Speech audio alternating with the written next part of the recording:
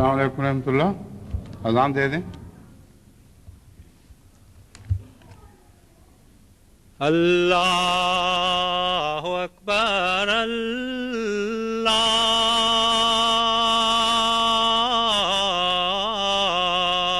اکبر اللہ اکبر اللہ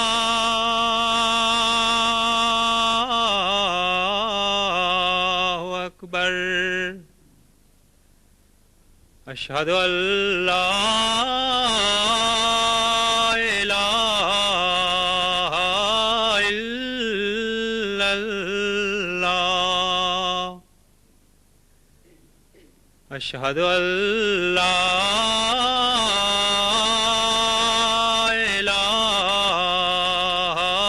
الا اللہ. اشہد ان محمد رسول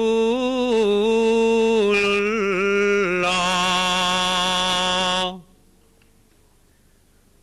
اشہد ان محمد رسول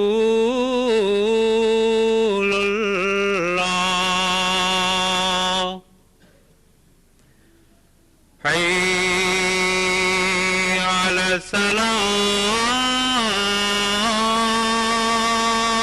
السلام حي على السلام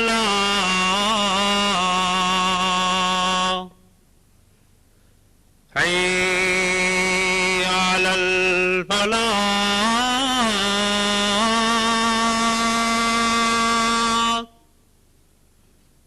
حي على الفلاح.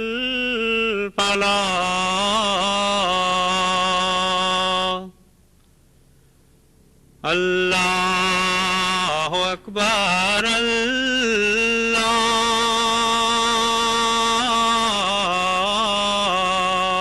اکبر. لا الہ الا اللہ. السلام علیکم ورحمۃ اللہ. اشہد ان لا الہ الا اللہ وحدہ لا شریک لہ واشہد ان محمدا عبدہ ورسولہ. اما بعد فاعوذ باللہ من الشیطان الرجیم. بسم اللہ الرحمن الرحیم. الحمد للہ رب العالمین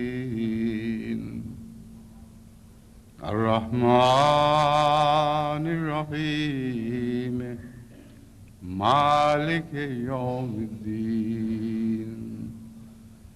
إياك نعبد وإياك نستعين. اهدنا الصراط المستقيم صراط الذين أنعمت عليهم غير المغضوب عليهم ولا الضالين.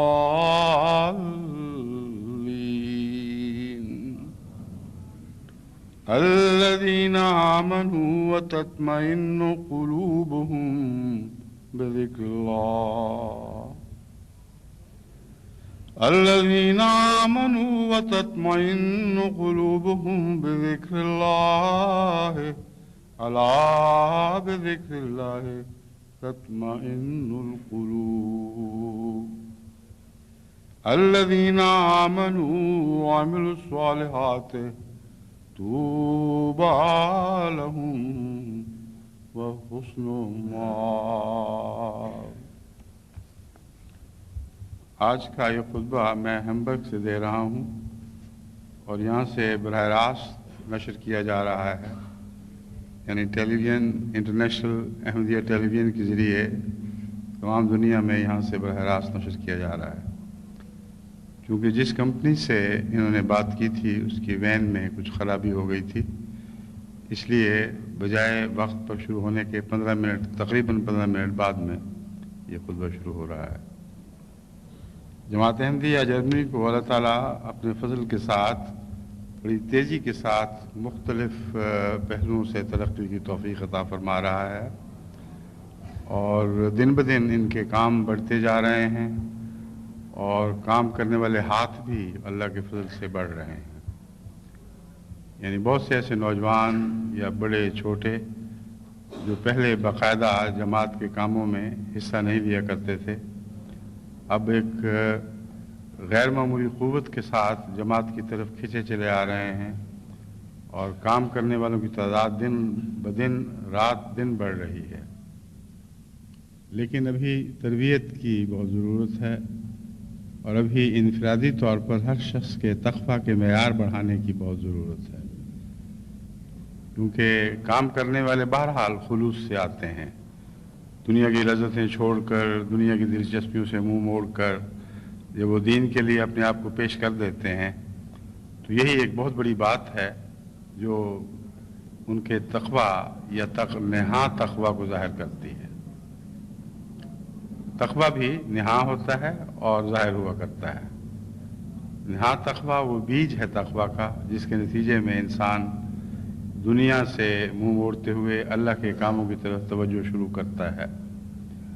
لیکن اس کے بڑھنے میں، اس کے نشو و نما پانے میں ابھی بہت سے منازل باقی ہیں۔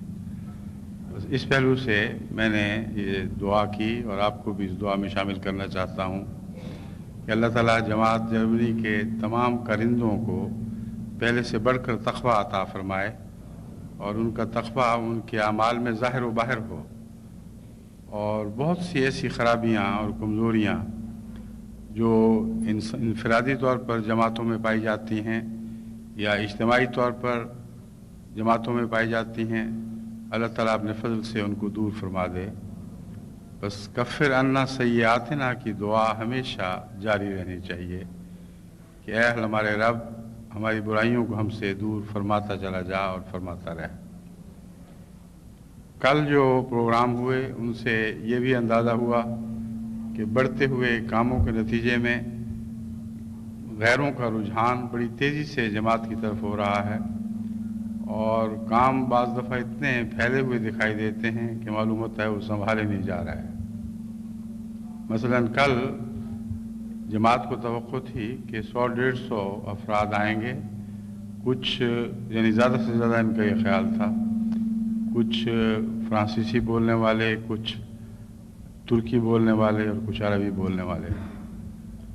لیکن جو خدا تعالیٰ کے فضل کے ساتھ جو غیر جماعت اور غیر مسلم کل شامل ہوئے ہیں، ان کی تعداد 300 سے بھی اوپر تھی، اور ان میں مختلف زبانوں کے بولنے والے اصرار کر رہے تھے کہ ہمیں بھی موقع دیا جائے، ہمارے سوالات کے بھی جواب ملنے چاہیے۔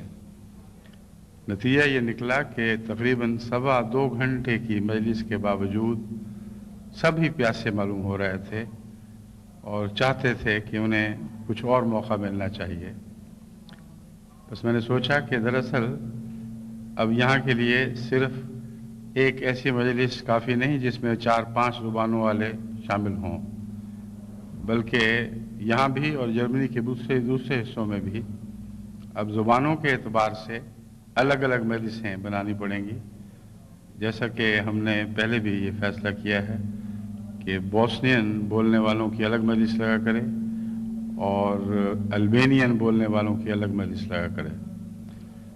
تو کام اللہ تعالیٰ کے فضل سے پھیلتے جا رہے ہیں، اور ان کاموں کے ساتھ ساتھ مرکزی ذمہ داریاں بھی بڑھتی جا رہی ہیں، اور یہ خوف پیدا ہوتا ہے کہ کیا میں ان سب ذمہ داریوں کو ادا کر سکتا ہوں یا نہیں۔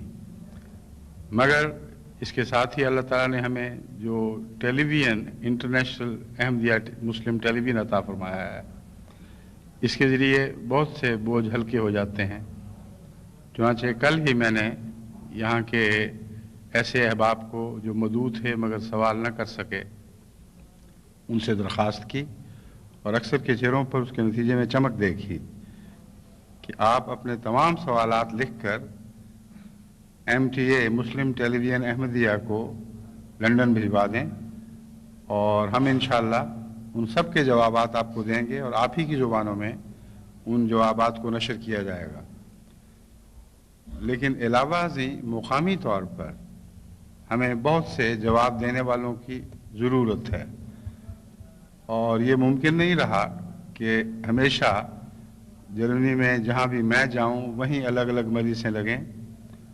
آپ میں سے کثرت سے ایسے آدمی اب تیار ہونے چاہیے جو خود مجالس سے سوال و جواب لگائیں اور پورے اطمینان کے ساتھ دعا کرتے ہوئے مختلف سوالات کا جواب دینا سیکھیں۔ اس لیے میں نے کہا کہ جواب دینے کے دوران ہی ان کی طالب علمی کا زمانہ شروع ہو جاتا ہے، اور بظاہر وہ استاد بن کر جواب دے رہے ہوتے ہیں، مگر ساتھ ساتھ اللہ تعالیٰ ان کو سکھاتا چلا جاتا ہے۔ اور یہ ایک میرا وسیع تجربہ ہے جس میں میں آپ کو بھی شامل کرنا چاہتا ہوں۔ یہ خیال دل سے نکال دیں کہ بہت بڑے علم کی تیاری کے بعد آپ کو غیروں کے سوالات کا اطمینان بخش جواب دینے کی توفیق مل سکتی ہے۔ بسا اوقات انسان ایک سوال سے بالکل ناواقف اور اس بات سے بالکل بے بہرہ ہوتا ہے کہ سوال کرنے والے کو کیسے مطمئن کیا جائے، اور اچانک اللہ تعالیٰ اپنے فضل سے دل میں ڈالتا ہے، اور جو خدا دل میں ڈالتا ہے وہی بات درست نکلتی ہے۔ بس یہ سلوک کسی ایک شخص سے نہیں ہے، ساری جماعت سے ہے، اور جماعت احمدیہ کے وقار کی خاطر اللہ تعالیٰ نے یہ اپنی رحمت کا سلسلہ جاری فرمایا ہے۔ چنانچہ بہت سے احمدی جو کم علم رکھنے کے باوجود وقت کی مجبوری کے پیش نظر مختلف دلچسپی رکھنے والوں کے سوالات کا جواب دینا چاہتے ہیں، بسا اوقات مجھے لکھتے ہیں کہ اس طرح ہم تو بغیر تیاری کے تھے، کوئی علم نہیں تھا، مگر اللہ تعالیٰ نے محض اپنے فضل سے ہمیں وہ بات سکھا دی جس کے نتیجے میں پوچھنے والوں کے دل مطمئن ہوئے۔ بس جماعت جرمنی کے بڑھتے ہوئے کام پر گھبرانے کی ضرورت نہیں، اللہ تعالیٰ نے ہی یہ کام سنبھالنے ہیں، وہی ہمیشہ سنبھالتا چلا آیا ہے، اور یہ اس فکر کی ضرورت نہیں کہ اب ہم کیا کریں گے۔ کچھ آپ میں کام کرنے والے پہلے سے بڑھ کر آگے آئیں گے، جو آگے آ چکے ہیں اللہ ان کی تربیت فرمائے گا اور ان کو پہلے سے بہتر ان بڑھتے ہوئے کاموں کے تقاضے پورے کرنے کی توفیق بخشے گا۔ لیکن یہ کام تو اب پھیلنے ہیں اور انہیں بڑھنا ہے، اس خوف سے کہ ہم ان کو سنبھال سکیں گے کہ نہیں، آپ نے اپنے قدم نہیں روکنے۔ اور یہی میری نصیحت دنیا بھر کی جماعتوں کو ہے جو اس وقت خدا تعالیٰ کے فضل کے ساتھ اس تیز رفتاری سے آگے بڑھ رہی ہیں کہ بعض دفعہ وہ منتظمین جو مختلف جماعتوں کے کاموں کے سربراہ ہیں حیران رہ جاتے ہیں کہ اب ہم کیا کریں گے اور آئندہ ہمارا کیا لاہ عمل ہونا چاہیے۔ کیا اپنے کام روک لیں تاکہ جو لوگ ہاتھ آئے ہیں ان کو سنبھال سکیں، یا اسی رفتار سے آگے بڑھتے رہیں؟ یہ سوال ہے جو مختلف امراء اور مربیوں کے ذہنوں میں ابھر رہا ہے۔ لیکن میں نے ان کو جو ترکیب بتائی، جو بات سجھائی، وہ جہاں فی الحقیقت پوری طرح عمل میں آئی ہے، وہاں ان کے سارے مسئلے خدا تعالیٰ کے فضل سے حل ہوئے، بلکہ بہت سی نئی باتیں ان کو ایسی سمجھ آئیں جو جن کی طرف پہلے خیال نہیں گیا تھا۔ میں نے جماعتوں کو، مثلا افریقہ کی جماعتوں کو جہاں بہت تیزی سے جماعت پھیل رہی ہے، کئی ممالک ایسے ہیں جہاں اس وقت تک 3 لاکھ کے لگ بھگ احمدی ہو چکے ہیں، اور آئندہ ان کی توقع ہے کہ کم و بیش 2 لاکھ بقیہ وقت میں اور مل سکتے ہیں۔ تو جہاں 5-5 لاکھ کی تربیت کی ذمہ داری ڈالی جا رہی ہو، وہاں آپ تصور کر سکتے ہیں کہ ان منتظمین کا کیا حال ہوگا جنہوں نے ان کو سنبھالنا ہے اور پھر آگے اور بھی قدم بڑھانا ہے۔ اور حسن اتفاق یہ ہے کہ یہ سال مباہلے کا سال ہے، اور اس مباہلے کے سال میں دشمن نے یہ چیلنج دیا تھا اور بڑی بڑی مساجد میں دعائیں کروائی گئیں، جرمنی میں بھی دعائیں کروائی گئیں کہ اے خدا یہ سال احمدیت کی ہلاکت کا سال ثابت ہو، سارے مشن ان کے بند ہو جائیں، جو ترقی ہو رہی ہے وہ ساری قدم روک لے، اور تو ایسا کر کہ ان کے قدم واپس ہونے شروع ہو جائیں اور ہر جگہ سے احمدیت کی صف لپیٹی جائے۔ یہ دعائیں ہیں جو ایک جمعے کا دن منا کر انگلستان کے اکثر علماء نے مل کر اپنی مساجد میں مانگی، اور جرمنی کی مساجد میں خصوصیت کے ساتھ یہ دعائیں منگوائی گئیں۔ غالباً جرمنی اس لیے کہ ان کو انگلستان کے بعد سب سے زیادہ خطرہ جرمنی سے ہے، اور ان کو ڈر ہے کہ یہاں کی جماعت اس تیزی سے پھیل رہی ہے کہ کچھ عرصے کے بعد ان کی کچھ پیش نہیں جائے گی۔ بہرحال یہ دعائیں وہ مانگ چکے ہیں اور مانگ رہے ہیں، لیکن اس کے برعکس اللہ تعالیٰ ہمیں بھی کچھ دعاؤں کی توفیق بخش رہا ہے۔ اس کے برعکس اللہ تعالیٰ ہمیں بھی دعاؤں کی توفیق بخش رہا ہے، ان کی قبولیت کے وعدے فرما رہا ہے اور قبولیت کے نشان دکھا رہا ہے۔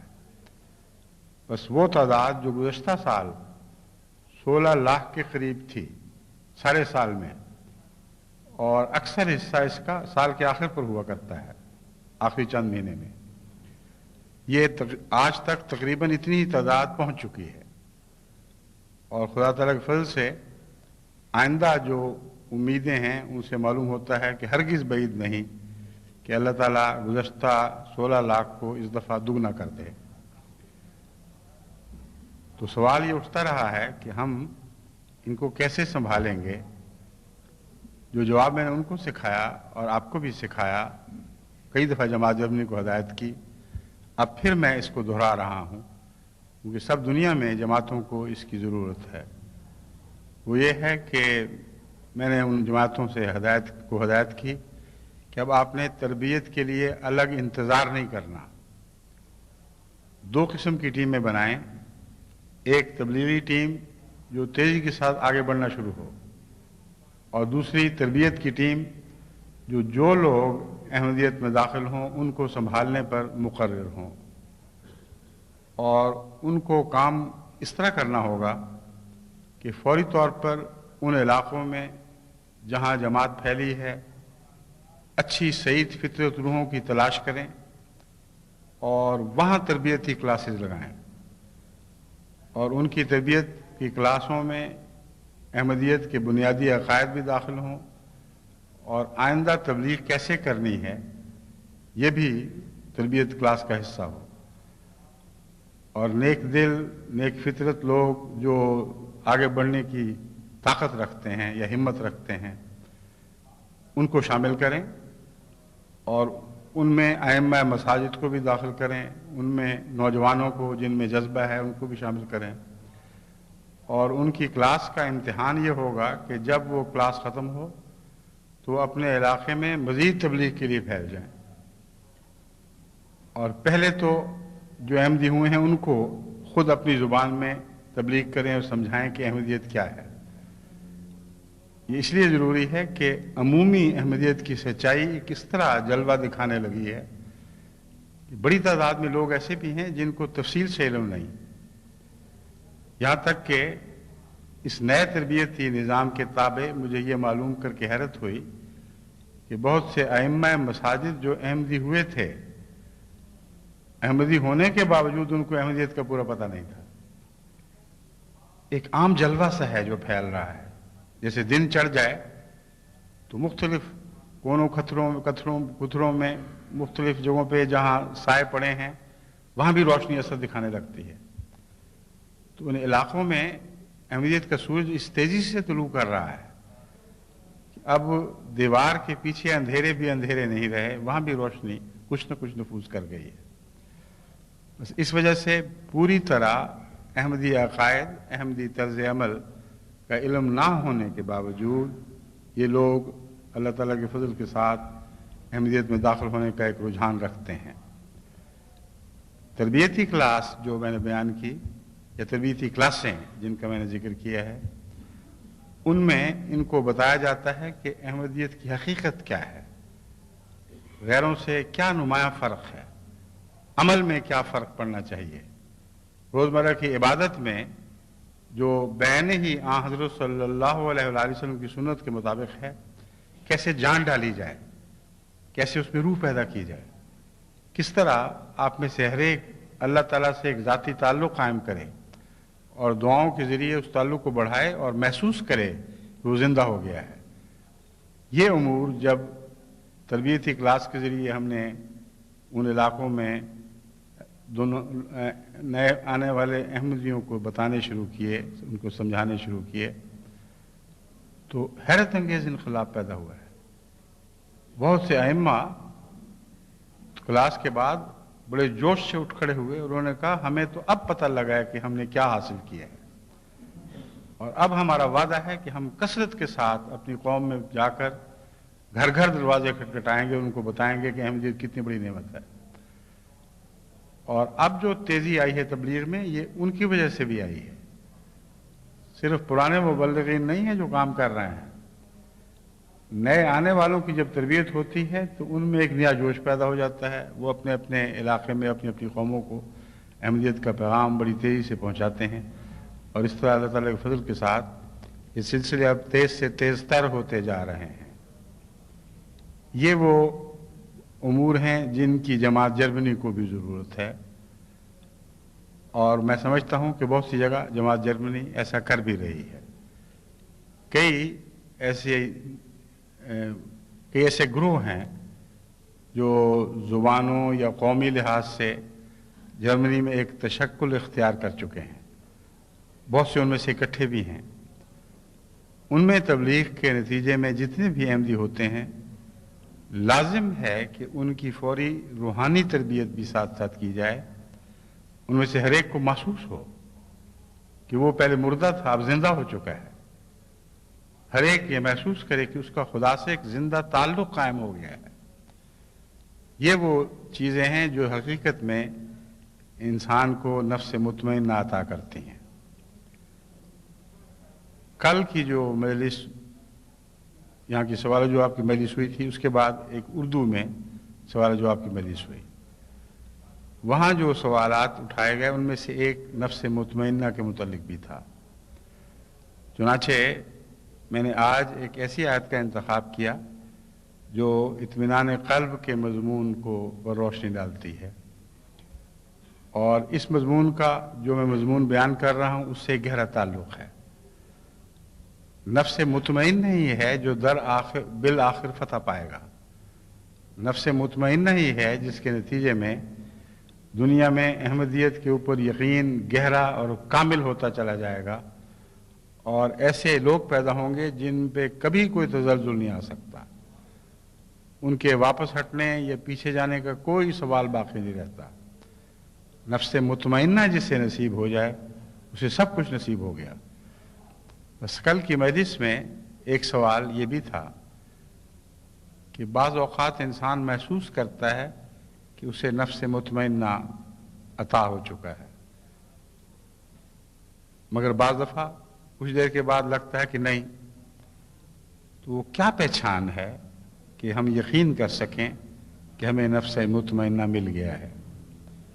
इसके अलावा कुछ और सवाल थे, मसलन जो आजकल वज़ाइफ वगैरह जारी हैं, टोने टोटकों के ज़रिए बस लोग ख्याल करते हैं कि दुनियावी और दीनी मकासद हासिल कर लेंगे, उनके मुतालिक भी बाज़ औरतों की तरफ से सवालात थे। तो अब मैं समझता हूँ, उस वक्त मैंने सोचा था कि आज के जुमे में मैं इन दोनों उमूर की तरफ तवज्जो दिलाऊँगा ताकि जमात जर्मनी में जो सवाल उठाए गए हैं वो आज आपकी वसातत से बाकी दुनिया के सामने भी रखे जाएं और जहाँ तक मुझ में तौफीक है मैं उनका जवाब आपको दे सकूं। सबसे पहले नफ्स मुतमइन्ना की बात है।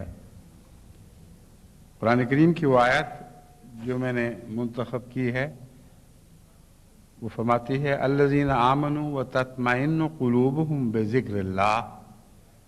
अला बिज़िक्रिल्लाह तत्मइन्नुल क़ुलूब, वो लोग जो ईमान लाए और उनके दिल अल्लाह के ज़िक्र से इत्मीनान पाते हैं। अला बिज़िक्रिल्लाह तत्मइन्नुल क़ुलूब, खबरदार अल्लाह का ज़िक्र ही है जिससे दिल इत्मीनान पाते हैं। यहाँ सबसे अहम बात यह है कि एक तरफ ये फरमाया गया अल्लज़ीना आमनू व तत्मइन्नु क़ुलूबुहुम बिज़िक्रिल्लाह, और फिर ये फरमाया गया कि ज़िक्रिल्लाह ही से दिल इत्मीनान पाते हैं। तो ये दो बातें अलग अलग क्यों की जा रही हैं? क्योंकि अगर ज़िक्रिल्लाह ही से दिल इत्मीनान पाते हैं तो जो लोग ईमान लाते हैं अल्लाह के ज़िक्र से उनके दिलों को इत्मीनान पाना चाहिए।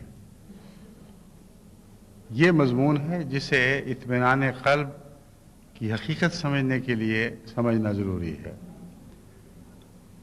हर इंसान ये कह सकता है कि अल्लाह के ज़िक्र से दिल इत्मीनान पाते हैं, मगर कितने हैं जो अल्लाह के ज़िक्र से वाक़अतन दिलों का इत्मीनान हासिल करते हैं? बस इस आयत में जो दो बज़ाहिर अलग अलग बातें की गई हैं वो हैं ही अलग अलग। मुराद ये है कि अगरचे अल्लाह के ज़िक्र से दिलों को इत्मीनान पाना चाहिए, मगर कम है वो जो अल्लाह के ज़िक्र से दिलों का इत्मीनान पा लेते हैं। बस वो जो अल्लाह के ज़िक्र से दिलों का इत्मीनान पा लेते हैं वही हैं जिन्हें नफ्स मुतमइन्ना अता होता है। अब ये जो मसला है इसे आम ज़ुबान में जिसे सब लोग समझ सकें कुछ खोल कर बयान करना ज़रूरी है। हर शख्स को दिल का इत्मीनान नसीब होने का एक तजर्बा ज़रूर है। हर शख्स का दिल किसी न किसी चीज़ से इत्मीनान पाता है। अब आपने कोई मकसद अपनी ज़िंदगी का बना रखा है, किसी को दौलत चाहिए, किसी को अच्छा मकान चाहिए, किसी को अच्छी सवारी चाहिए, किसी को अच्छा घर चाहिए या घर से बाहर की लज्जतें दरकार हैं। ये सारी ख्वाहिशात हैं जिनके पूरा होने से दिल इत्मीनान पाता है, और बज़ाहिर ये बात दुरुस्त नहीं लगती कि अला बिज़िक्रिल्लाह तत्मइन्नुल क़ुलूब, खबरदार सिर्फ अल्लाह का जिक्र है जिससे दिल इत्मीनान पाता है। इंसान अपनी रोज़मर्रा की सोच में और रोज़मर्रा के तजर्बे में ये बात देख रहा है कि जो चीज़ उसे चाहे, जो चीज़ वो चाहता है, जिसकी उसको तलब है, जब मिल जाती है तो उसे उसमें इत्मीनान नसीब हो जाता है। फिर खुदा ताला का ये कहना क्या मतलब रखता है कि अल्लाह के ज़िक्र के सिवा किसी चीज़ से दिल को तमानियत नसीब नहीं हो सकती। एक ये पहलू है जिसको आप खूब अच्छी तरह गौर करके समझ लें। दुनिया में जितनी भी ख्वाहिशात आपको मिलती हैं या आपको अता होती हैं, यूँ ये दुरुस्त नहीं कहना, जितनी भी ख्वाहिशात आप रखते हैं, हर किस्म की ख्वाहिशात, उसमें नेकी बदी हर चीज़ की ख्वाहिश है, उसके पूरा होने पर आपका दिल मुतमईन होता है। ये आपका तजर्बा है। लेकिन इसके साथ एक और तजर्बा भी है कि कुछ देर दिल उस पर मुतमईन रहता है, फिर मुतमईन नहीं रहता, फिर मज़ीद की हवस दिल को बेचैन कर देती है। जो लोग ताजिर हैं उनको अगर अपनी तिजारत की ज़िंदगी के आगाज़ के साथ मौजूदा कामयाबियों का मुकाबला करने की तौफीक मिले तो वो ये सोच कर देख कर हैरान होंगे कि वो जब शुरू में बेचारे तिजारतें करते फिरते थे, यहाँ से कुछ कपड़ा ख़रीदा, वहाँ जाके बेचा, तो उस वक्त तमन्नाएं भी छोटी थीं। उनका दिल चाहता था किसी तरह इतना मुनाफा होना शुरू हो जाए कि मैं अपने बाल बच्चों को अच्छी ज़िंदगी दे सकूं। और जब वो नसीब हुआ तो तिजारत के और रास्ते उनके सामने खुल गए, और बाल बच्चों को अच्छी ज़िंदगी देना मकसूद न रहा, बल्कि अब उस पर दिल को पूरा इत्मीनान बाकी न रहा।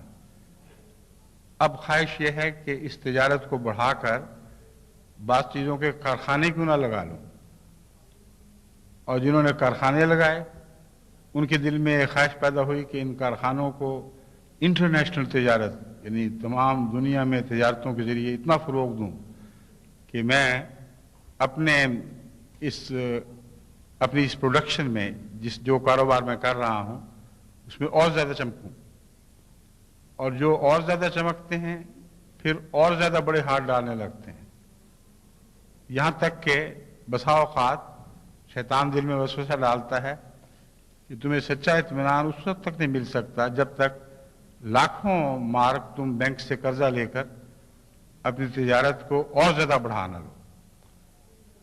چنانچہ وہ نفس مطمئنہ کی تلاش میں کہ شاید وہاں جا کر میرے دل کو اطمینان نصیب ہو، لاکھوں مارک قرضہ اٹھا لیتا ہے، اور پھر ایسا دھکا لگتا ہے تجارت کو کہ سب کچھ ہاتھ سے نکل جاتا ہے۔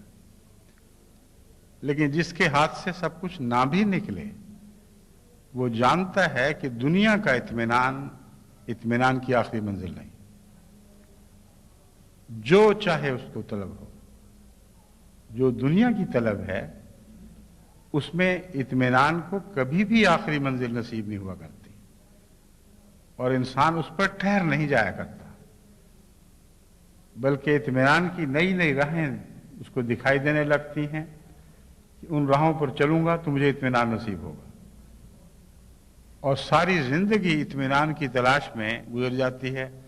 ہر منزل کو وہ اطمینان سمجھتا ہے، مگر ہر منزل پر پہنچ کر معلوم ہوتا ہے کہ اطمینان کی منزل اس سے آگے تھی۔ بس یہ جو خیال ہے عامت الناس کا کہ ہم تو روزمرہ کی زندگی میں مادہ چیزوں کے حصول پر بھی اطمینان قلب حاصل کر لیتے ہیں، تو اللہ تعالیٰ نے یہ کیا فرمایا کہ الا بذکر اللہ تطمئن القلوب۔ وہ اگر اس آیت پر غور کریں، اس آیت کے حصے پر غور کریں تو ان کو معلوم ہوگا کہ ان کا اطمینان کا تصور جھوٹا تھا۔ دنیا کی پیروی سے دنیا کو حاصل کرنے کے نتیجے میں بھی اطمینان نصیب نہیں ہوتا، مگر بہت سے ایسے ہیں جن کو دنیا حاصل بھی نہیں ہوتی، وہ بیچارے پیچھے بھاگتے پھرتے ہیں، زور لگاتے ہیں، مگر کچھ ہاتھ نہیں آتا۔ بہت سے ایسے ہیں جو کچھ ہاتھ میں تھا وہ بھی گوا بیٹھتے ہیں۔ بہتوں کی تجارتیں اس طرح ڈوبتی ہیں کہ اپنے ماں باپ سے کمائی ہوئی جائیدادیں جو ان سے ورثے میں پائی تھیں وہ بھی غرق کر دیتے ہیں۔ تو اطمینان ہے کہاں؟ حاصل میں بھی اطمینان کوئی نہیں، اور لا حاصل میں بھی کوئی اطمینان نہیں۔ اللہ تعالیٰ فرماتا ہے الا بذکر اللہ تطمئن القلوب۔ غور سے سنو اس بات کو، سمجھو کہ اللہ کے ذکر میں اطمینان ہے، اور اسی میں اطمینان ہے، مگر اللہ کے ذکر میں اطمینان تب ہو سکتا ہے جب اللہ کا ذکر اچھا لگے۔ اگر اللہ کا ذکر اچھا نہ لگے تو اس میں کیسے اطمینان ممکن ہے؟ بس یہ ایک دوسری منزل ہے جو ایک مشکل منزل ہے جس کو طے کرنا آسان نہیں، یعنی اللہ سے کیسے اتنا دل لگایا جائے کہ اس کے ذکر سے اطمینان نصیب ہو، اور جب تک یہ نہ ہو انسان کے دل کو اطمینان نہیں مل سکتا۔ فرمایا الذین آمنوا وتطمئن قلوبہم بذکر اللہ۔ کچھ لوگ وہ بھی ہیں جو ایمان لاتے ہیں اور ان کے دل اللہ کے ذکر سے طمانینت پا لیتے ہیں۔ ان کے ذکر کے بعد یہ فرمایا الا بذکر اللہ تطمئن القلوب، پھر فرماتا ہے الذین آمنوا وعملوا الصالحات طوبی لہم وحسن مآب۔ یقیناً یہ وہ لوگ ہیں جو ایمان لائے اور پھر نیکیوں میں آگے بڑھنے لگے، عملوا الصالحات، نیکیاں کرنے لگے، طوبی لہم، ان کے لیے ایک ایسا بلند مقام ہے جس پہ رشک کی نظریں پڑتی ہیں۔ طوبیٰ ایسے مقام کو کہتے ہیں جسے لوگ رشک سے دیکھتے ہوں۔ وہ حسن و مآب، اور بہت ہی خوبصورت لوٹ کر جانے کی جگہ ہے۔ اس ساری آیت کو میں پھر مختصراً آپ کے سامنے رکھتا ہوں تاکہ اس سوال کا جواب ملے کہ ہمیں پتہ تو لگے کہ اطمینان قلب یا وہ حالت جسے نفس مطمئنہ کہتے ہیں ہمیں نصیب بھی ہوا ہے کہ نہیں۔ پہلی بات تو اس میں یہ ہے، اگر اللہ کے ذکر سے واقعی دل مطمئن ہوتا ہے تو لازماً اس کے نتیجے میں انسان کا دل دنیا سے رفتہ رفتہ ہٹتا چلا جانا چاہیے، کیونکہ جس چیز میں اطمینان ہو انسان اس کو اور چاہتا ہے۔ بس ہر انسان اپنے دل کو جان سکتا ہے، پہچان سکتا ہے کہ مجھے نفس مطمئنہ نصیب ہوا تھا یا یہ وہم تھا کہ نفس مطمئنہ مل گیا ہے۔ نفس مطمئنہ اگر ایک دفعہ نصیب ہو جائے تو پھر کبھی چھوڑ کر نہیں جاتا، اور اطمینان میں یہ بات داخل ہے کہ وہ حالت ٹھہر جاتی ہے، وہ آنی جانی نہیں رہا کرتی۔ بس اسی لیے اللہ تعالیٰ فرماتا ہے کہ دنیا کی باتوں میں اطمینان نہیں ہے، کیونکہ ان میں کوئی قرار نہیں۔ کوئی خواہش پوری ہو جائے تب بھی قرار نہیں، کیونکہ اس سے اگلی کی خواہش پیدا ہو جاتی ہے، اور کوئی خواہش نہ پوری ہو تو تب بھی قرار نہیں۔ نفس مطمئنہ ان لوگوں کو نصیب ہوتا ہے جن کو اللہ کے ذکر پر قرار آ جاتا ہے، اور اللہ کا ذکر اتنا پیارا لگنے لگتا ہے کہ غیر کے ذکر سے نظریں پھرنے لگتی ہیں اور اللہ کے ذکر پر آ کر نظریں ٹھہر جاتی ہیں، اور صبح شام رات دن اٹھتے بیٹھتے خدا تعالیٰ کے ذکر، اس کے احسانات، اس کے حسن و احسان کا تصور انسان کے دل پر چھا جاتا ہے، اور یہ چیزیں ایسی پیاری لگتی ہیں کہ پھر دوسری چیزوں کی طرف دیکھنے کو بھی دل نہیں چاہتا، یا دیکھنے کو دل چاہے بھی تو وہ بھی اللہ کے احسان کے طور پر، اس سے زیادہ ان میں براہ راست دلچسپی نہیں رہتی۔ یہ وہ کیفیت تھی نفس مطمئنہ کی آخری حالت جو حضرت اقدس محمد مصطفیٰ صلی اللہ علیہ وآلہ وسلم کو نصیب ہوئی۔ چنانچہ آپ کے تعلق بھی اپنی بیٹیوں سے، اپنی بہنوں، اپنے عزیزوں، رشتہ داروں، یعنی بہن جو رشتوں میں بہنیں بنتی تھیں ان سب سے تھے، مگر اس وجہ سے تھے کہ اللہ میرے ان تعلقات کو پیار سے دیکھ رہا ہے، کیونکہ میں خدا کی خاطر بنی نوع انسان کے تعلقات کا حق ادا کر رہا ہوں۔ اس بنا پر آپ کو دنیا کے رشتوں سے منہ موڑنا نہیں پڑا، تعلق توڑنا نہیں پڑا، بلکہ دنیا کے رشتے بھی قائم رہے، مگر اس لیے قائم رہے کہ اللہ چاہتا تھا کہ وہ قائم رہے۔ بس آپ کی دنیا بھی آپ کا دین بن گئی، اور اطمینان قلب کی اس سے بہتر حالت ہو ہی نہیں سکتی کہ دنیا بھی نصیب ہو اور دین بھی نصیب ہو، مگر دنیا دین کے تابع ہو جائے، اور صرف اس وقت اچھی لگے جب دین کے تابع ہے۔ جب دین سے ذرا بھی دنیا نے کنارہ کیا، رخ موڑا، وہیں وہ دنیا بری لگنے لگ جائے۔ بس یہ عجیب تعلیم ہے جو قرآن نے ہمیں عطا فرمائی ہے۔ ہرگز قرآن یہ نہیں کہتا کہ ہندو سادھوؤں کی طرح دنیا کو تج کر، اس سے منہ موڑ کر اپنی ایک الگ دنیا بسا لو۔ قرآن یہ فرماتا ہے کہ تمہیں اطمینان قلب اللہ کی یاد میں نصیب ہونا چاہیے، اور اللہ کی یاد پھیلتے پھیلتے خدا کی مخلوق پر بھی چھا جاتی ہے۔ جب اللہ یاد آتا ہے تو اپنے حسن و احسان کے حوالے سے یاد آتا ہے۔ اللہ کی یاد جب پیاری لگتی ہے تو اس کی تخلیق کے حوالے سے وہ یاد پیاری لگتی ہے۔ الذین یذکرون اللہ قیاما وقعودا وعلی جنوبہم ویتفکرون فی خلق السماوات والارض۔ اللہ کی یاد، اللہ کو یاد رکھنے والوں کے لیے لازم ہے کہ اللہ کی صفات کی جلوہ گری کو یاد رکھیں۔ اللہ تعالیٰ کی صفات جس طرح بنی نوع انسان میں ظاہر ہو رہی ہیں، حیوانات میں ظاہر ہو رہی ہیں، کائنات میں ظاہر ہو رہی ہیں، زمین و آسمان کی تخلیق میں اور کائنات کے ازل سے لے کر اب تک مسلسل ترقی کرتے چلے جانے میں خدا تعالیٰ کی جو صفات ظاہر ہو رہی ہیں ان پر نظر ڈالے، جتنی اس کی نظر وسیع ہوتی چلی جائے گی اتنا ہی اللہ کے ذکر سے اس کا دل زیادہ اطمینان پاتا چلا جائے گا،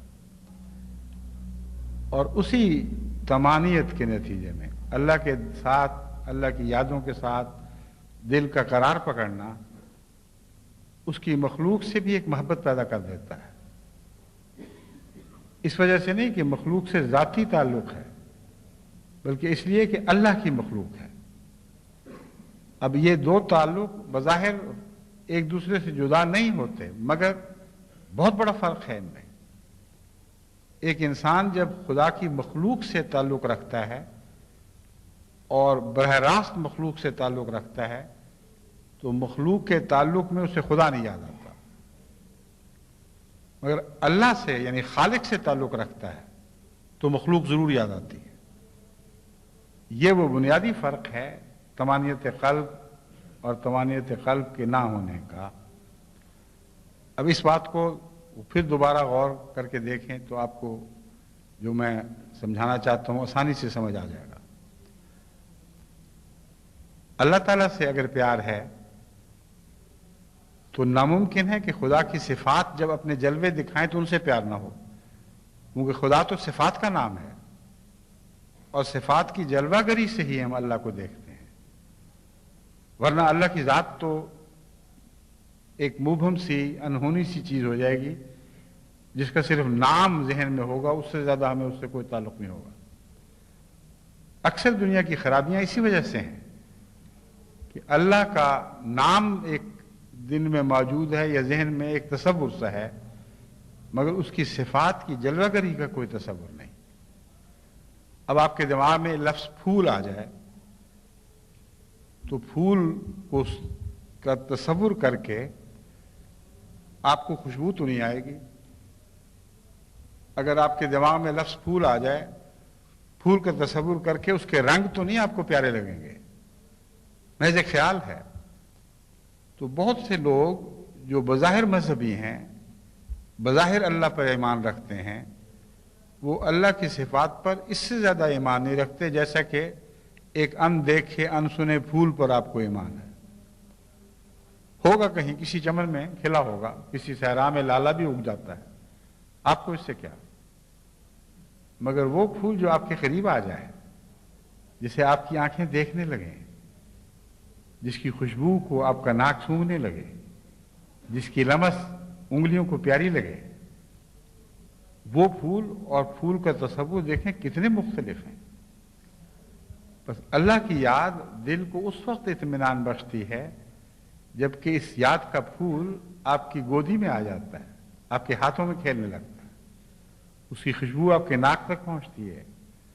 اور پھر اللہ کی یاد صرف ایک گونگے پھول کی طرح تو نہیں، اس میں لہن بھی ہے، اس میں دلکش آوازیں بھی ہیں، اور سارا انسان کا سارا وجود اپنے 5 حواس خمسہ کے ساتھ اللہ کی یاد سے بعض دفعہ اس طرح جاگ اٹھتا ہے کہ اسے ایک نئی دنیا عطا ہو جاتی ہے.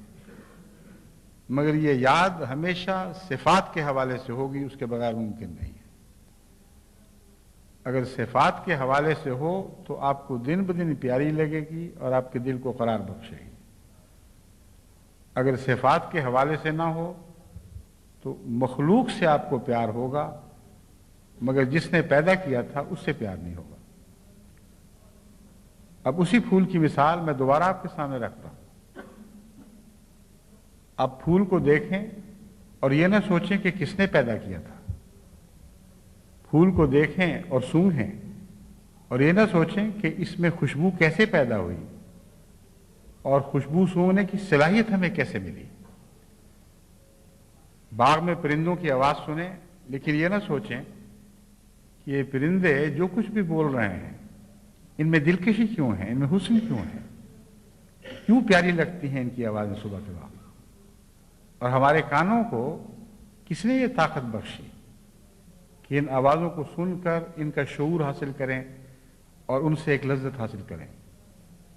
اگر یہ سب کچھ نہ سوچیں تو پھر پھول رہے گا، پرندوں کی آوازیں رہیں گی، آپ کو ان میں دلچسپی ہوگی، آپ عمریں گنوا دیں گے، لیکن خالق کی طرف آپ کی توجہ نہیں جائے گی.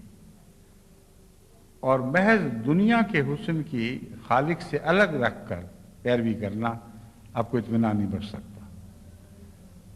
یہ وہ دنیا کی پیروی ہے جس سے انبیاء انسان کو ڈراتے چلے آ رہے ہیں۔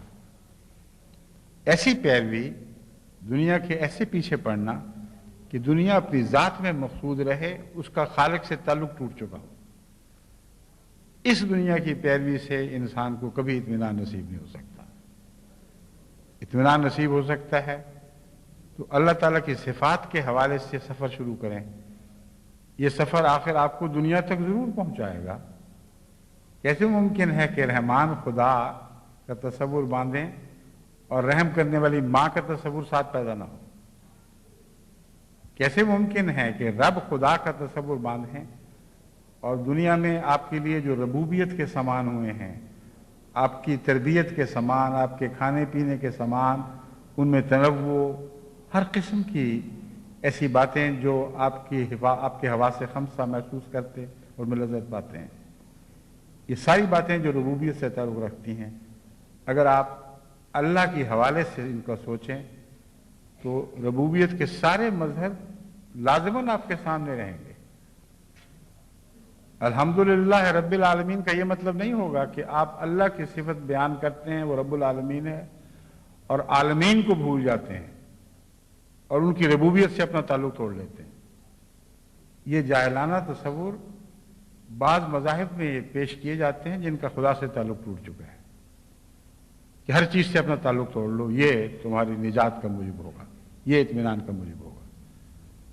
ہرگز اطمینان ہر چیز سے تعلق توڑنے سے نہیں، بلکہ تعلق کی وجہ درست کرنے سے ہوتا ہے۔ اگر کسی محبوب کے پیاروں سے آپ کو پیار ہو محبوب کے حوالے سے، تو جب تک وہ پیارے اس کو پیارے ہیں آپ کو پیارے لگیں گے۔ جب اس کو پیارے نہ رہیں تو کیسے آپ کو پیارے لگ سکتے ہیں؟ حضرت مسیح موعود علیہ السلام نے اس مضمون کو اٹھاتے ہوئے ایک مثال دی ہے کہ وہ شخص جو کسی سے پیار کرتا ہے اس کے بچوں سے بھی پیار کر رہا ہوتا ہے۔ اگر اس کے بچے اس کو دکھ دیں تو جو اس سے پیار کرتا ہے اس کا تعلق ان بچوں سے اسی طرح کٹنا شروع ہو جائے گا۔ چنانچہ حضرت مسیح موعود علیہ السلام فرماتے ہیں کہ وہ لوگ جو خدا تعالیٰ کے ولی ہیں، جو اللہ کے ساتھ زندگی بسر کرتے ہیں، جن کو ہمیشہ کی طمانینت اپنے رب کی ذات میں نصیب ہوتی ہے، ان کے ساتھ اللہ کا بھی ایک ایسا ہی تعلق بن جاتا ہے۔ پھر ان کی خاطر اللہ تعالیٰ ان سب سے دشمنی کرتا ہے جو ان کے دشمن ہو جاتے ہیں۔ ان کی خاطر اللہ تعالیٰ ان سب سے محبت کرتا ہے جو ان سے محبت کرنے لگتے ہیں۔ تو اب دیکھیں، یہ اللہ والے لوگ یہی تو وہ ہیں جن کا دل خدا سے اطمینان پاتا ہے، مگر ان کے کہنے کی بات نہیں رہتی، ان کی علامتیں دنیا میں ظاہر ہونے لگتی ہیں اور خدا تعالیٰ دنیا کی توجہ ان کی طرف پھیرتا ہے۔ جو ان سے پیار کرتے ہیں اللہ ان سے پیار کرنے لگتا ہے، جو ان کے دشمن ہو جاتے ہیں اللہ ان کو دشمن ہو جاتا ہے۔ بس حضرت مسیح موعود علیہ السلام نے جب مباہلے کے چیلنج دیے تو دراصل قرب الہی کی نشانی مباہلہ بن جاتا ہے۔ یہ بتانا مقصود تھا کہ اگر تم میرے دشمن ہو اور اب میں دعا کرتا ہوں کہ خدا جو میرے دشمن ہیں تو بھی ان کو دشمن بن کے دکھا، تو پھر دیکھنا کہ خدا تعالیٰ تم سے کیا سلوک کرتا ہے۔ مگر بسا اوقات خدا کے تعلق والے نہیں چاہتے کہ اللہ دوسروں پر سے ناراضگی کا سلوک کرے۔ بس مباہلے کی حالت اور اس حالت میں ایک فرق ہے۔ حضرت صلی اللہ علیہ وآلہ وسلم بھی مسلسل خدا کو اتنے پیارے تھے کہ آپ سے دشمنی کرنے والے خدا کی قہر کی نظر کے نیچے تھے، مگر حضرت صلی اللہ علیہ وآلہ وسلم کو بنی نوع انسان سے جو رحمت کا تعلق تھا وہ خدا ہی کی رحمت کے تعلق کا ایک نشان تھا۔ بس آپ کے حوالے سے بنی نوع انسان پر رحم کیا جا رہا تھا۔ اللہ تعالیٰ آپ کے دل کی رحمت کو دیکھتا تھا جو اپنے دشمنوں سے ہے، اور اس رحمت کے حوالے سے ان سے بھی نرمی کا سلوک فرماتا تھا۔ اب یہ وہ مضمون ہے اطمینان قلب کا جس کو اگر آپ سمجھیں تو آپ کو بہت خزانے مل جائیں گے، بہت بڑی دولت ہاتھ آ جائے گی۔ اللہ کو محمد رسول اللہ صلی اللہ علیہ وآلہ وسلم سے کیوں پیار تھا؟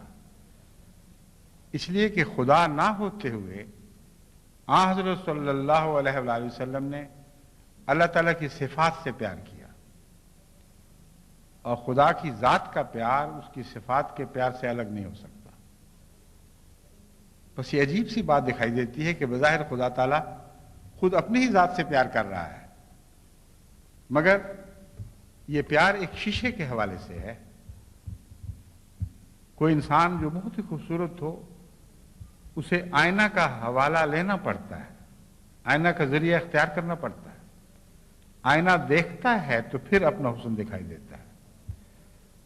بس خدا کے وہ بندے جن کا دل اللہ کے ذکر سے اطمینان پا جاتا ہے، وہ اللہ کے لیے آئینہ بن جاتے ہیں۔ ان میں خدا تعالیٰ اپنے ذکر کو جلوہ گر دیکھتا ہے، اور ان میں جلوہ گر دیکھتے ہوئے خدا تعالیٰ کو اس حسن سے ایک اور قسم کا پیار پیدا ہو جاتا ہے کہ اسی کا حسن ہے، مگر کسی نے عاریتاً لیا ہے، اپنے اوپر جاری کیا ہے۔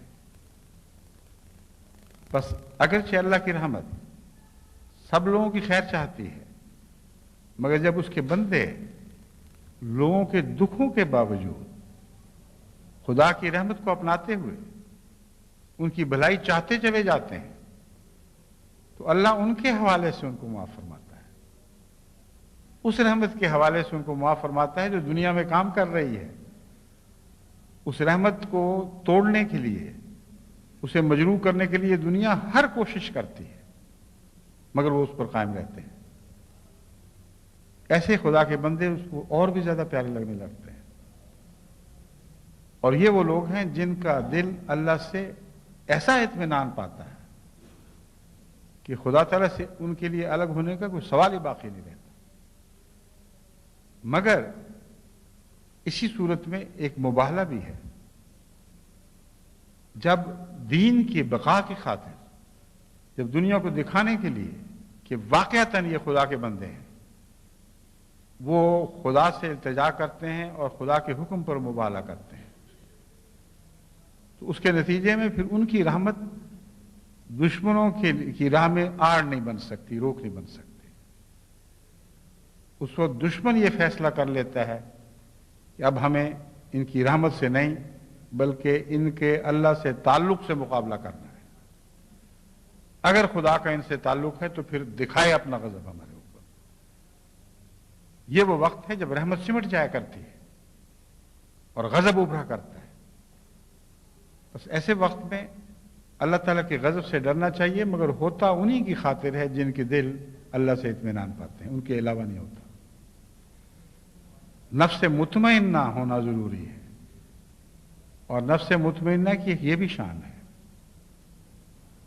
جیسا کہ حضرت مسلم موعود نے ایک شعر میں فرمایا، ہو فضل تیرا یا رب یا کوئی ابتلا ہو، راضی ہیں ہم اسی میں جس میں تیری رضا ہو۔ اس وقت اللہ تعالیٰ کے یہ بندے خدا تعالیٰ کے غضب پر بھی راضی ہو جاتے ہیں، اس کی غیرت کی تجلی پر بھی راضی ہو جاتے ہیں۔ وہ اپنا حال ایک طرف رکھتے ہیں اور اپنا سب کچھ خدا کی جھولی میں ڈال دیتے ہیں، یا خدا پھر جو تو چاہے کر، ہم اسی میں راضی ہوں گے۔ مگر اس کے باوجود ان کے اندر جو خدا کی رحمت کا ایک جاری چشمہ ہے وہ بند نہیں ہوا کرتا۔ ایک ایسی کیفیت ہے جس کو کوئی انسان بیان نہیں کر سکتا، مگر حضرت مسیح موعود علیہ السلام نے بارہا مختلف رنگ میں اسے بیان کرنے کی کوشش بھی کی۔ آپ سے جب دین کے دشمنوں نے مقابلے کیے اور وہ ہلاک ہونے لگے تو حضرت مسیح موعود علیہ السلام بعض دفعہ ساری رات ان کے حق میں دعائیں کرتے گزار دیا کرتے تھے، اے خدا بڑے بدبخت لوگ ہیں مگر کسی طرح ان کو بچا لیں۔ ان کی ہلاکت سے حضرت مسیح موعود علیہ السلام کو خوشی نہیں ہوتی تھی، خدا کا نشان پورا ہوتے دیکھتے آپ کو خوشی ہوتی تھی۔ بس یہ کیفیت ہوتی ہے نفس مطمئنہ والوں کی کہ وہ خدا کی خاطر اپنا ہر سکون خدا کے ساتھ وابستہ کر لیتے ہیں، اپنے ہر بے قراری کو بھی خدا سے وابستہ کر لیتے ہیں،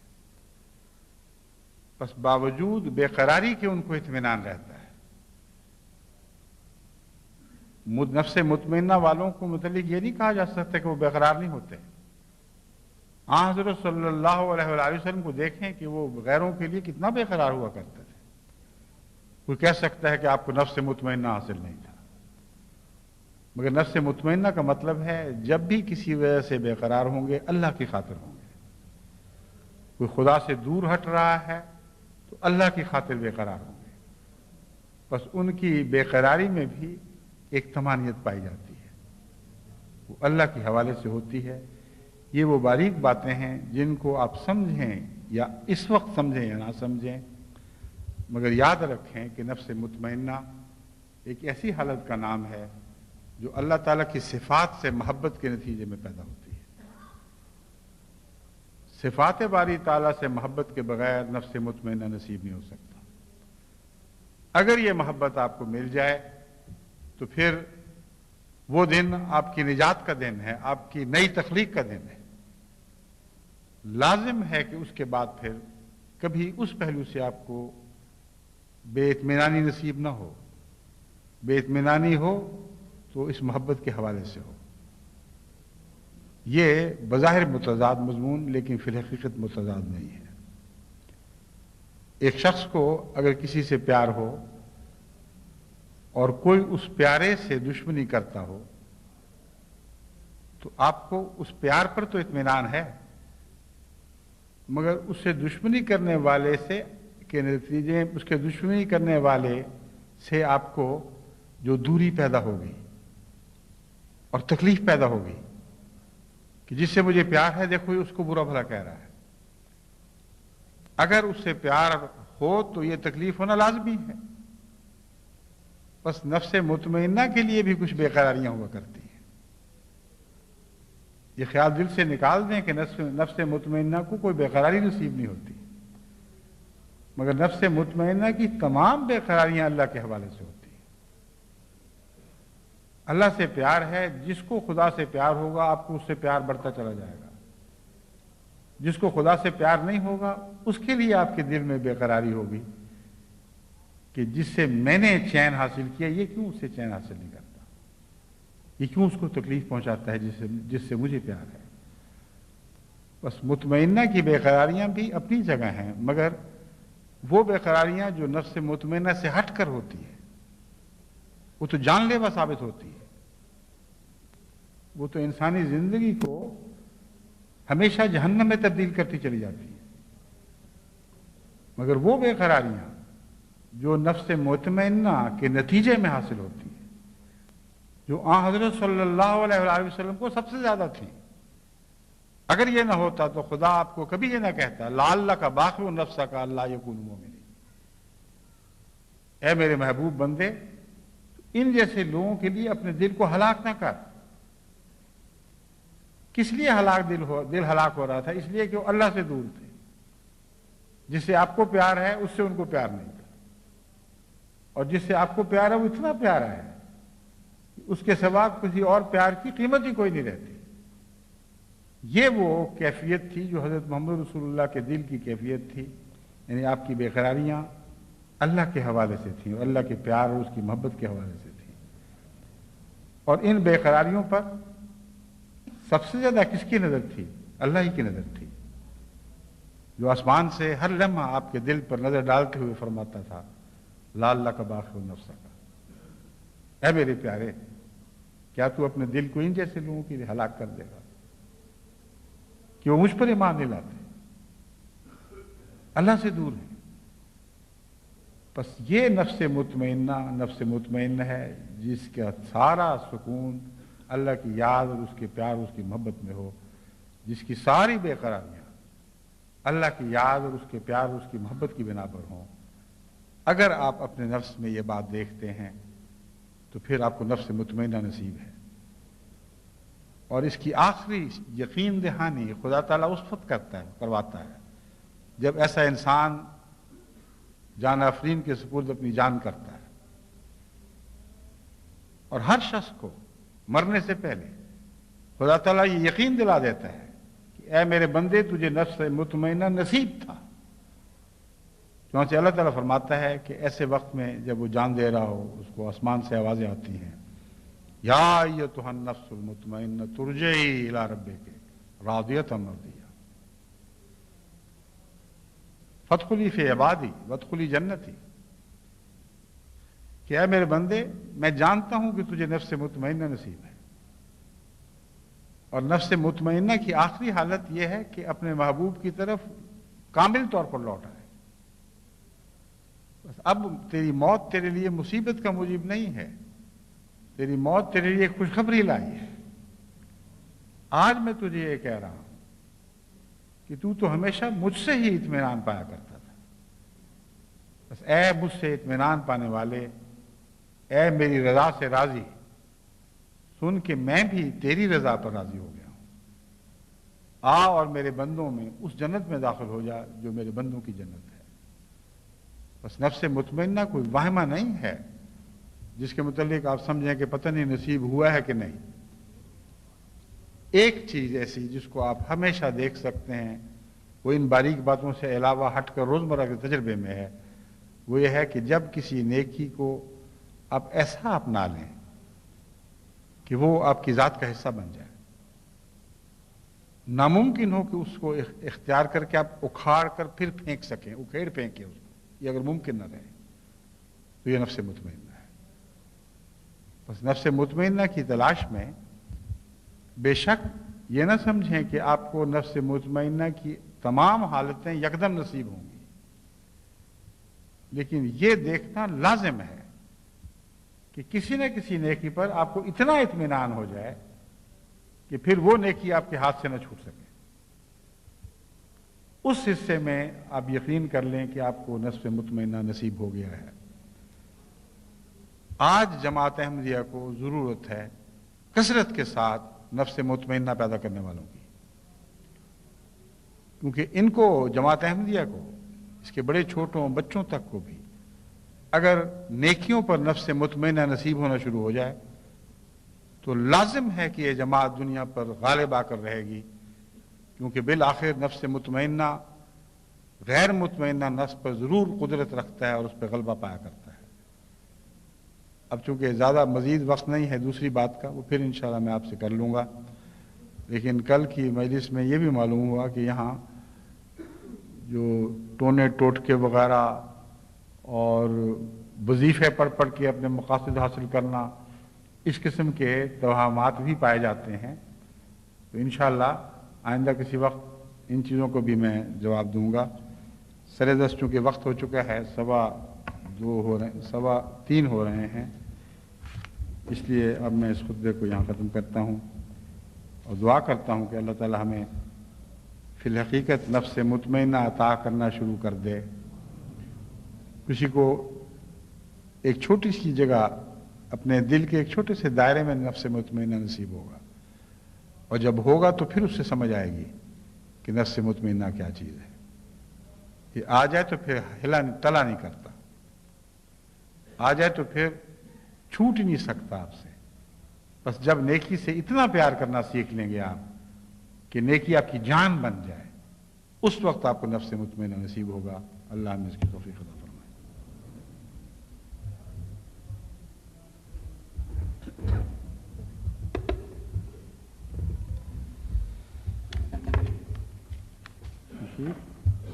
बशीर साहब, अल्हम्दुलिल्लाह नहमदुहु व नस्तईनुहु व नस्तगफिरुहु व नुमिनु बिही व नतवक्कलु अलैहि व नऊज़ु बिल्लाहि मिन शुरूरि अनफुसिना व मिन सय्यिआति अमालिना मन यहदिहिल्लाहु फला मुदिल्ल लहु व मन युद्लिल्हु फला हादिय लहु व नशहदु अल्ला इलाहा इल्लल्लाहु वहदहु ला शरीका लहु व नशहदु अन्ना मुहम्मदन अब्दुहु व रसूलुहु। عباد اللہ رحمکم اللہ ان اللہ یامر بالعدل والاحسان وایتاء ذی القربى وینہی عن الفحشاء والمنکر والبغی یعظکم لعلکم تذکرون اذکروا اللہ یذکرکم وادعوہ یستجب لکم ولذکر اللہ اکبر